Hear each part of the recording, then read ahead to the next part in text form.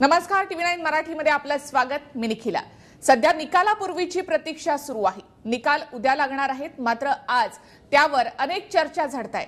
Exit poll कालच आलेले आहेत आणि त्यावर देखील चर्चा होत आहेत. एक्झिट पोल मध्ये कोणाला जास्त आकडा दाखवण्यात आलेला आहे, सगळा आकड्यांचा खेळ आहे. मात्र यामुळे धाकधूक मात्र राजकीय पक्षांची सुद्धा तेवढीच वाढलेली आहे. मुंबई, पुणे यासारख्या महत्त्वाच्या महानगरपालिकांकडे सगळ्यांचंच लक्ष असणार आहे. आर्थिक राजधानी म्हणून मुंबईकडे दिल्लीचं सुद्धा लक्ष आहे की मुंबईमध्ये नेमकं काय होतं. मुंबई आपल्या ताब्यात ठेवण्यासाठी सगळेच राजकीय पक्ष हिरिरीनं या निवडणुकीमध्ये उतरले होते आणि तेवढ्याच जोराचा प्रचार सुद्धा झाला होता. अनेक मुद्दे या ठिकाणी चर्चेला आलेले आहेत. मात्र सध्या आपण एक्झिट पोलवर बोलतोय. एक्झिट पोलमध्ये जे आकडे आहेत त्यामध्ये शिवसेना 1 नंबरवर राहील मुंबईमध्ये, त्या खालोखाल भाजप राहील. मात्र हे बरोबरीचं सुद्धा होऊ शकतं आणि त्यामुळे काटे काय अशी एक शक्यता निर्माण झाली आहे. एक्झिटच्या एक्झिट पोलमध्ये सुद्धा पुण्यामध्ये भाजप आपलं वर्चस्व ठेवेल महापालिकेवर आणि तिथली राष्ट्रवादीची सत्ता जाईल असंही आता बोललं जाते. बाकीच्या ज्या महापालिका आहेत त्या ठिकाणी प्रत्येक जण आपापली सत्ता राखेल हा एक अंदाज आहे. त्यामुळे एक्झिट पोलमध्ये त्या महानगरपालिकांचा तेवढा उल्लेख झालेला दिसत नाहीये. या चर्चेमध्ये आपल्याबरोबर सहभागी होत आहेत राजकीय विश्लेषक प्राध्यापक गजेंद्र देवडा, राजकीय विश्लेषक चंद्रकांत भुजबळ पुण्यावरून आणि ज्येष्ठ पत्रकार श्याम सुंदर सोन्नर या चर्चेमध्ये सहभागी आहेत. सगळ्यांचं स्वागत. सुंदर सर, सुरुवातीला मी तुमच्याकडे येते. अर्थात आपण ही सगळीच निवडणूक पाहिलेली आहे. अगदी प्रचार सुरू झाला त्याच्या आधीपासून, युती तुटेपासून एक्झिट पोल जे आलेले आहेत खूप धक्कादायक आहेत असं वाटतं की अंदाज होता? नाही, बरोबर आहे. म्हणजे एक्झिट पोलमध्ये काही फार धक्कादायक, अनपेक्षित वगैरे असं काही वाटत नाही. कारण ज्या तऱ्हेनं मगाशी मी सांगताना सांगितलं की ज्या तऱ्हेनं भाजपने गेल्या 1-1.5 वर्षापासून विशेषतः मुंबईसाठी तयारी केली होती, ती सगळी तयारी पाहता आणि शिवसेनेनं ते कळल्यानंतर आपली केलेली तयारी पाहता दोन्ही या पक्षाने खूप तयारी केली होती. आणि या सगळ्या तयारीच्या अगेन्स्ट काँग्रेस राष्ट्रवादीने काही फार त्याच्यामध्ये केलं होतं असं दिसत नव्हतं. आणि मगाशीचा चर्चेमध्ये आमचा विषय पण झाला की मनसेने तर यावेळेला ह्या निवडणुकीकडे पूर्णपणे कानाडोळा केल्याचं दिसून येत होतं. आणि म्हणून हे जे काही एक्झिट पोल आलेले आहेत ते सगळे पाहता जी काही अपेक्षा होती त्या अपेक्षेच्या दिशेने जात आहेत असं एकंदर वाटतंय. गजेंद्र देवडा, अर्थात ही जेव्हा निवडणूक झाली त्यावेळेला फक्त ही 2च पक्षांमध्ये निवडणूक आहे की काय असं वाटत होतं, शिवसेना आणि भाजप. त्यामुळे अक्षरशः काटेकी टक्कर आहे. दोघांना समसमान जागा मिळतील. टक्केवारी साधारणतः मतदानाची सारखीच असेल. दोघांना देखील वाटतं तुम्हाला? अशी शक्यता तर आहेच. मात्र मोठा भाऊ कोण ठरणार याची उत्सुकता नक्कीच आहे. म्हणजे तो एक खूप मोठा प्रश्न आहे. पण जे आपण बघितलं की मतदानाची एकूण टक्केवारी वाढली, म्हणजे 44-45% जे आहे ते 52% जे आहे ते मतदान वाढलं. 52 ते 55% इतकं मतदान झालं मुंबईमध्ये. त्याचा फायदा कोणाला होतोय महत्त्वाचं आहे. ते थोडंसं वाढलेलं मतदान जे आहे ते जर मध्यमवर्गीयांचं वाढलं असेल तर त्याचा थेट फायदा जो आहे तो भाजपाला होण्याची शक्यता जास्त दिसते. आणि जसं श्यामसुंदर सरांनी सांगितलं की राष्ट्रवादी आणि काँग्रेस हे कुठे म्हणजे नव्हतेच, स्पर्धेमध्येच नव्हते. आणि मनसेने पण खूप उशिरा जे आहे ते प्रचार सुरू केला. पुन्हा त्यांच्याकडे जे आहे ते प्रचारकांची संख्या जी आहे ते खूप कमी आहे. स्टार प्रचारक फक्त राज ठाकरे आहेत. सो याचा फायदा जो आहे तो थेट शिवसेना आणि भाजपला होणार याच्यात शंकाच नाही. बळाबळ जे आहे ते किती राहतं हे बघणं. फक्त मला असं वाटतं एक्झिट पोलच्या याच्यामध्ये जो अंडर करंट आहे ना तो दिसत नाही. तर तो कोणातरी एका पक्षाकडे जाऊन आणि ते जास्त असतील, बहुमताच्या जवळ असतील किंवा बहुमत मिळेल असं वाटतं. म्हणजे फार फरक नसेल दोघांच्याही? नाही. बरं, आपल्याबरोबर चंद्रकांत भुजबळ आहेत पुण्यावरून. चंद्रकांत भुजबळ सर, अर्थात पुण्यामध्ये सत्तांतरच होत आहे असं दिसतं एक्झिट पोलमधून. भाजपनं जोर लावलाच होता, मात्र तिथे राष्ट्रवादीची सत्ता उलथवण्यात भाजपला यश येते असं वाटतं का? तुम्ही स्वतः तिथे होतात, तुम्हाला नेमकं चित्र काय वाटतं? पुण्यामध्ये गेले अनेक वर्ष काँग्रेस आणि आत्ता राष्ट्रवादीची आघाडीची सत्ता आहे. आत्ताच्या या 2012च्या निवडणुकीमध्ये स्पष्ट बहुमत काँग्रेस आणि राष्ट्रवादीलाही मिळालं नव्हतं. कारण मनसेला प्रथमच जास्त 29 जागा मिळाल्या होत्या.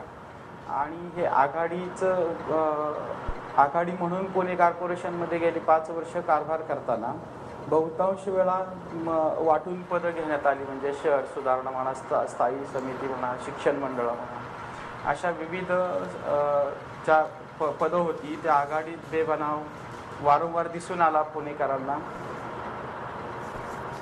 सार्वजनिक वाहतूक व्यवस्था हे प्रमुख प्रश्न बनून राहिलं. ते सोडवण्यासाठी फारसा प्रयत्न केला नाही. केंद्र सरकारच्या माध्यमातून जे BRTचा निधी आला सार्वजनिक वाहतूक सुरळीत करण्यासंदर्भामध्ये, परंतु ती अयशस्वी योजना ठरली आणि सार्वजनिक वाहतूक समस्या सोडवणं किंवा इतर काही सर्व जे मेट्रो म्हणा किंवा इतर पुणेकरांच्या ज्या अपेक्षा आहेत राज्य आणि केंद्र सरकारकडून, त्या बदलत्या राजकीय स्थितीमध्ये भारतीय जनता पक्ष करू शकेल असा एक थोडासा नक्कीच. म्हणजे उज्ज्वल सर, त्या ठिकाणी मेट्रोचं जे भूमिपूजन झालं तर ते फायदेशीर ठरलं, फायद्याचं ठरलं भाजपला. हॅलो जी उज्ज्वल सर. हॅलो हॅलो जी भुजबळ सर, मी येते तुमच्याकडे. माझा आवाज तुमच्यापर्यंत बहुतेक येत नाही, मात्र सर तुमच्याकडे येते. श्यामसुंदर सर, या ठिकाणी आपण पाहिलं आता जसं भुजबळ म्हणाले की त्या ठिकाणी पुणेकरांना विकासाचा मुद्दा भावला.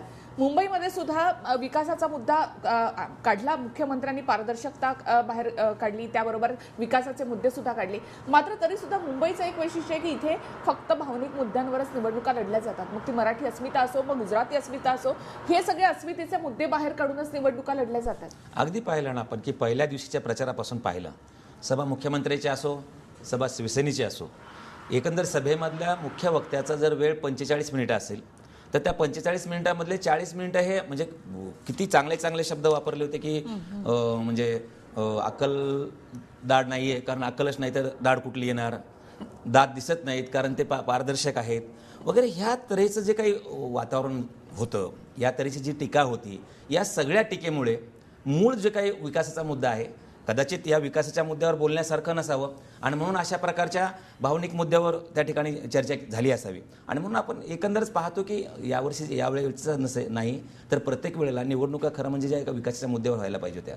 राज ठाकरेंनी एकच सभा घेतली त्या नाशिकमध्ये, पण तिथे ज्या तऱ्हेने त्यांनी हे झालं ते झालं किंवा हे करणार आहे अशा तऱ्हेचं जे काही लोकांसमोर मांडायला पाहिजे असं मांडणं हे कोणत्याच पक्षातून झाल्याचं दिसून येत नाही. म्हणजे भाजपकडून विकासाचेच मुद्दे मांडणं हे पक्षांसाठी फायदेशीर सुद्धा नसतं.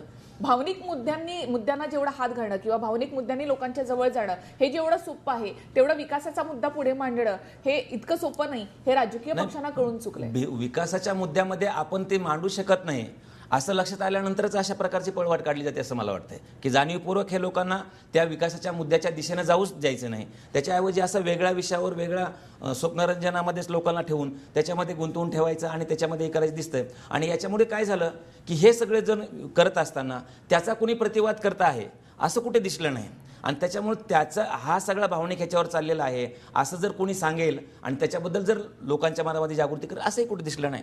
आणि त्याच्यामुळे एकदा प्रवाह सुरू झाला की त्याच्या मागे सगळं भरकटीत जाणारं जे एकंदरच आपल्या विशेषतः सोशल मीडियावरचं झालेलं आहे की एखादी पोस्ट टाकली की ती पोस्ट पहिले 250 जणांवर पोहोचली, ते 250 जणातल्या 100 लोकांनी जरी पुढच्यावर पाठवलं तर तोच सगळा म्हणजे हा सगळा सोशल मीडियाच्या माध्यमातून वगैरे भावनिक मुद्दे सगळे की ज्याचा प्रत्यक्ष वास्तव जीवनाशी काही संबंध नाही अशा गोष्टीवरची निवडणूक मला वाटते लढल्या गेली. आणि त्याच्यामध्ये त्यांचे मगाशी आपण सर म्हणालात बरोबर आहे ते गोष्ट की लोकांच्या मनामधलं ओळखलं जमलं नाही का, तर मला वाटतं लोकांच्या मनामधलं दाबून ठेवून एक वेगळं लोकांच्या मनावर लादणं कसं लागता येईल अशा प्रकारचा प्रयत्न एका भावनिक मुद्द्यांच्या माध्यमातून इथे असेल, पुण्यात असेल किंवा नाशिकमध्ये असेल, या सगळ्या ठिकाणी झाल्याचं आपल्याला दिसून येतं.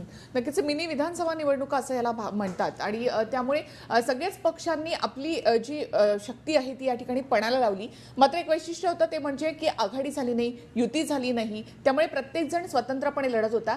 सगळ्यांचं लक्ष फक्त मोठ्या महापालिका यांच्याकडेच लक्ष केंद्रित राहिलं. जिल्हा परिषदांकडे थोडंसं दुर्लक्ष झालं. त्या ठिकाणी काँग्रेस आणि राष्ट्रवादीनं आपली ताकद पणाला लावली. त्यामुळे प्रत्येकानं आपलं क्षेत्र एक आखून घेतलं होतं आणि त्याच भोवती फक्त आपण फिरत राहायचं एवढं ठरवलं होतं. वाटतं का तुम्हाला?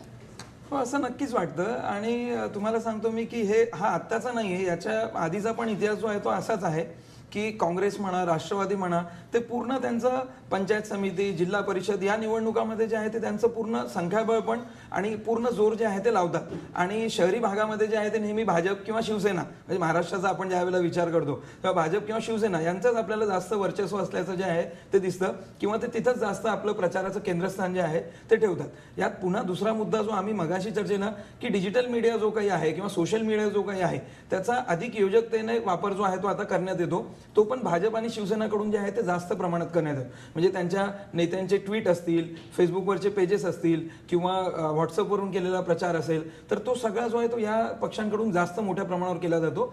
कोण्या एका काळी जे आहे ते मनसेकडून पण खूप मोठ्या प्रमाणावर करण्यात यायचा, तर तो यांच्याकडून केला जात नाही. आणि ग्रामीण भागातील यंत्रणा जी आहे ती बऱ्यापैकी राष्ट्रवादी आणि काँग्रेसची अजूनही सक्षम आहे. सो त्याच्यामुळे जिल्हा परिषदांकडे जे आहे ते या लोकांचं दुर्लक्ष होतं आणि तिथे अजूनही काँग्रेस राष्ट्रवादीला जे आहे ते जास्त अहमियत. इतकंच कशाला, आपण ज्या नंतर म्हणजे जसं आता उल्हासनगर महानगरपालिका, सो उल्हासनगरकडे पण आपण तसंही देत नाही. तिथं थेट जे आहे ते सिंधी वर्सेस मराठी असं थेट जे आहे ते लक्ष जे आहे ते केलं गेलं. सो असं होतं की आता मुंबईला मिनी विधानसभा निवडणूक एकूण आपण म्हणतोय, मात्र मुंबई महानगरपालिकाकडे जास्त लक्ष आहे आणि मग नंतर इतर शहरांकडे. सो जिल्हा परिषदांकडे तितकंसं लक्ष नाहीये. पण एक मात्र नमूद करावंसं वाटतं की भाजपाने गेल्या वेळेस ज्या काही मधल्या निवडणुका झाल्या मध्यंतरीच्या काळात, नगराध्यक्ष पदाच्या ज्या थेट निवडणुका होत्या, तर त्याच्यात त्यांनी मोठी बाजी जी आहे ती मारली होती. सो त्यांचं हळूहळू तिथे लक्ष केंद्रित होत आहे असं आपल्याला नक्कीच म्हणावं लागेल. थोडंसं आपण पुण्याकडे जाऊयात. भुजबळ सर, मगाशी मी तुम्हाला म्हटलं होतं की विकासाचा मुद्दा जो आहे तो भाजपनं तिथे मांडला आणि पुणेकरांना तो पसंत सुद्धा पडला असं दिसतं. म्हणजे एक्झिट पोल मधून तरी दिसतं. निकाल तर उद्या येणारच आहेत. मात्र यामध्ये काँग्रेस आणि राष्ट्रवादी जे म्हणत होते की आम्हाला पुणेकरांची नाळ आम्हाला सापडलेली आहे, तिथे आणखी कोणी शिरकाव करू शकत नाही, हा त्यांचा भ्रमनिरास या ठिकाणी होणार आहे असं वाटतं का तुम्हाला? पुण्यामध्ये आता राज्य आणि केंद्रामध्ये भाजप सरकार असल्यामुळे पुणे शहरामध्ये त्याचा लाभ मिळेल ही अपेक्षा पुणेकर मतदारांमध्ये आहे. आणि राष्ट्रवादी आणि काँग्रेसमध्ये कितीही त्यांनी दावा केला होता यावेळी की आम्ही पुन्हा सत्तेत येऊ, आमचा बालेकिल्ला वगैरे आहे किंवा वोटिंग पॉकेट्स वगैरे आहे, मतदारांचा पाठिंबा मिळतो आहे, पण तो तितकासा पाहायला मिळाला नाही उत्स्फूर्त प्रतिसाद किंवा असा पुण्यामध्ये काँग्रेस आणि राष्ट्रवादीला. गेल्या 5 वर्षामध्ये जो पुणे शहरामध्ये महापालिकेच्या माध्यमातून जो कारभार केला, काही भ्रष्टाचाराचे आरोप झाले, पुणे शहरामध्ये जे काही नव्याने ब्रिज बनवलेत वाहतूक सुरळीत करण्यासाठी, ते नियोजन योग्य केलेलं नाही आहे. पुलांचं नियोजन पूर्णपणे चुकीचं ठरलेलं आहे आणि हा एक रोष जनतेच्या मनामध्ये मतदारांमध्ये दिसून आला.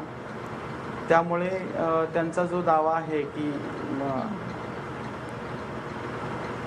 नक्कीच. हॅलो जी, धन्यवाद चंद्रकांत भुजबळ सर आणि गजेंद्र देवडा सर आणि त्याचबरोबर सोनल सर. मी तुम्हाला या ठिकाणी रजा देते. धन्यवाद, तुम्ही या चर्चेमध्ये सहभागी झालात. चर्चा मात्र पुढे सुरू राहणार आहे वेगळ्या गेस्ट बरोबर. वेळ झाली एका छोट्याशा ब्रेकची.